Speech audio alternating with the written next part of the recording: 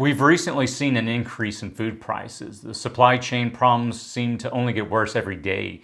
The rent moratorium and unemployment benefits have recently been revoked, and new COVID variants are emerging, leading to potential lockdowns on the horizon.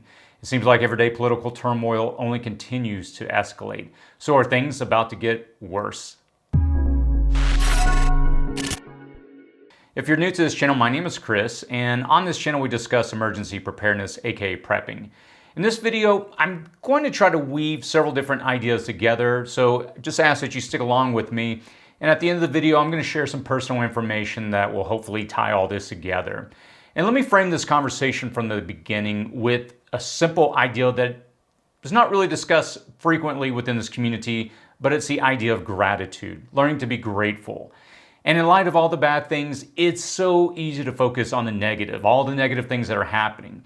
And I purposely led this video off with explaining some of the different challenges that we obviously face. But I want to balance this channel, hopefully, and I want to give some perspective that will hopefully keep us all on track for why we do what we do. But before I jump in, I do need your help. If you would be so kind as to go down to the description section, or I'm going to pin a comment at the top of the comment section. It's going to be to a link to a survey that I'm going to be, or rather that I'm releasing this weekend. And I'm going to ask for the community to provide some feedback. We're going to be doing a lot of different videos over the next several months on this channel. And I really need your help in understanding what's important to you. In this video, it's quick, it's fast, and it just really goes through and asks some just general questions about what's important to you, what do you want to see, what type of videos do you want us to release. And so if you'd be so kind, just click on that link in the comment section and description section below. Now, before we jump off into the conversation of gratitude, let me say this. I purposely released this video today on 9/11, September 11th. Today is the 20th anniversary. And clearly a lot has happened in this nation in the last 20 years. And we saw a lot of what really kind of started off nearly 20 years ago come to a head several weeks ago with America leaving Afghanistan.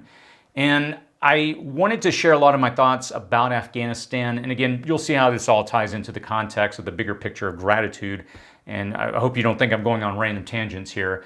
But I was hoping to share my thoughts on Afghanistan several weeks ago when everything was escalated. Turns out during that time, my family and I, we were gone for an extended period of time for a couple of weeks.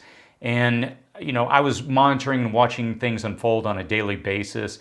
And really, the discussion of Afghanistan, what's happened in this nation in the last 20 years, what has happened overseas, I think a lot of it ties together, especially again with the attitude and the thought of gratitude.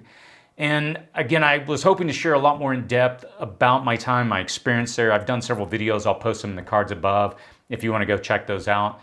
But all that to say, I have lived and served and seen things in third world nations and in nations where abject poverty is the norm. I've lived in extreme and horrible conditions. And not that my life was so horrible or so bad, but I was in a culture in areas where a nation was in a humanitarian crisis. I went to Afghanistan in a humanitarian capacity. I worked with a team of physicians. We went into Kabul and we provided medical relief. At the time, I was working with a nonprofit, and I decided to go in.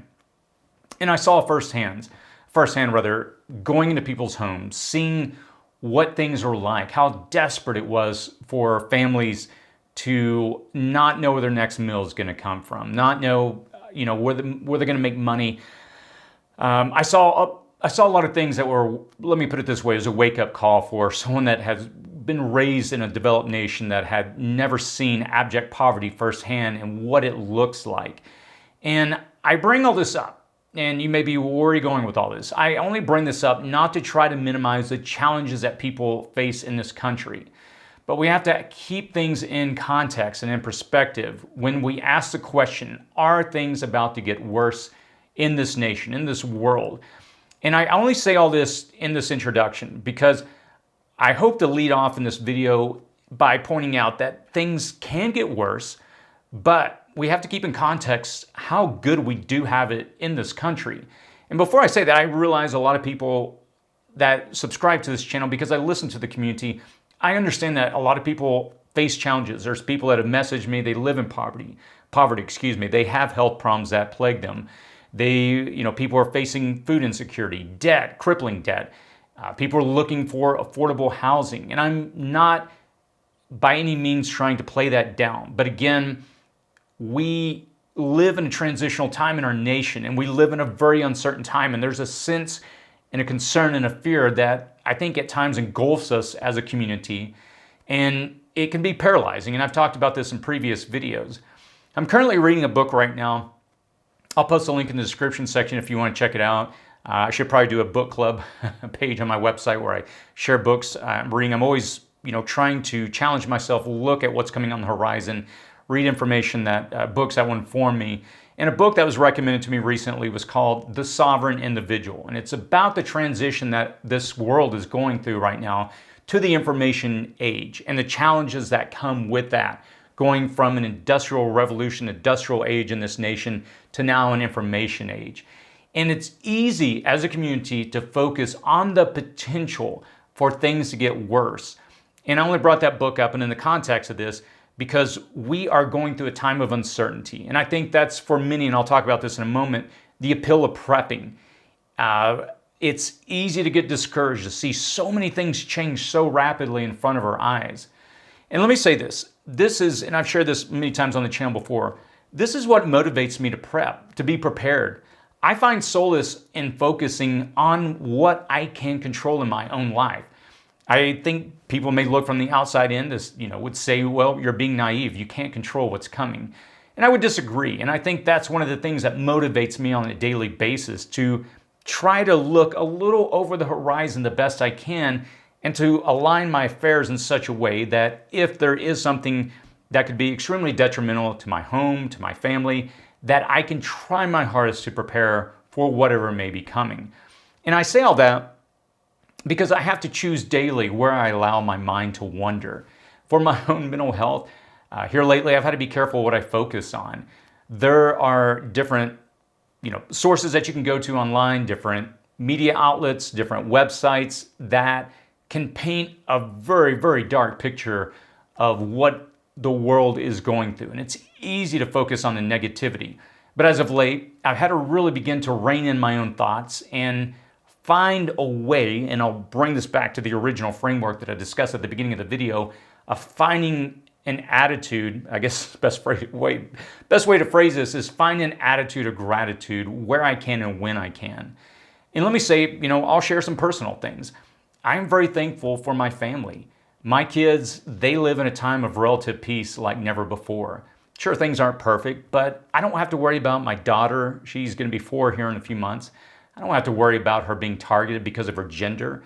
In Afghanistan, as we have left the country, obviously rights that were gained by women, those are going to disappear. And a lot of the schools had to shut down, or rather remove the co-ed education. And for a lot of young girls, their education is very uncertain moving forward. My daughter, she doesn't have to worry about that. I'm thankful for my friends. I've been fortunate to have a lot of friends that I could pick up the phone and call. I could count probably 5 individuals that I know. If something were to go down right now, I could pick up the phone and call them. And I'm thankful for that. I'm thankful for my health. Right now I'm training for a marathon. I'm ending week 13, and the actual marathon is at the end of October. And it's been challenging, but I have my health. And I've been able to do things I didn't even think I would be able to do, push my body even at the age of 45. I know I'm getting up there. I'm thankful that I have a roof over my head. I don't have to worry about my next meal. I don't have to worry about turning on electricity or running water. When I was in Afghanistan, you didn't have electricity. You would wake up in the middle of the night, had a flashlight, kind of stumble around the darkness. And I remember when I came back from Afghanistan and came back home in the United States, I remember getting up in the middle of the night and being so used to not having electricity that I would, again, it took me a week or two to realize, I don't have to fumble around the middle of the night. We have running water. And you may not realize this, but a lot of countries do not. We live in such what would be considered luxury to most people, what we have here in our country. And I'm extremely thankful for you, the community. I don't say this enough, but I'm humbled that you return and you hear what I have to say, and that you trust me, that you listen to what I have to say. And I take that responsibility very serious. I try so hard before I release a video to thoroughly study it and to research and to check everything that I'm going to say to make sure that that I'm not going to mislead or misguide anybody. I take that responsibility very serious, and I hope that trust is earned with you, the community. And I say all this because I realize there are challenges on the horizon, and I'm not going to pretend, and I don't stick my head in the sand and pretend that nothing bad is happening.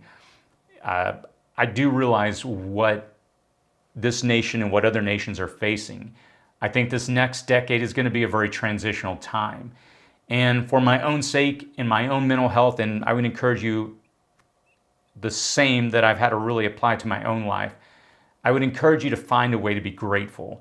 I know this isn't Thanksgiving, and as I was sitting down thinking about this video, I was like, geez, this sounds like a Thanksgiving message, but it's really from the bottom of my heart, and I want to hopefully just find a way to encourage you, the community, because there is always so much fear and anxiety that runs in this community, and I try to be careful and try to bring balance to what I say to provide a sense of hope, and I hope you get a sense that that I'm being really sincere, and I encourage you to be grateful for what you have and find ways to be grateful. If you have any thoughts, any feedback, please post that in the comments section. I always enjoy hearing back from the community. As always, please stay safe out there.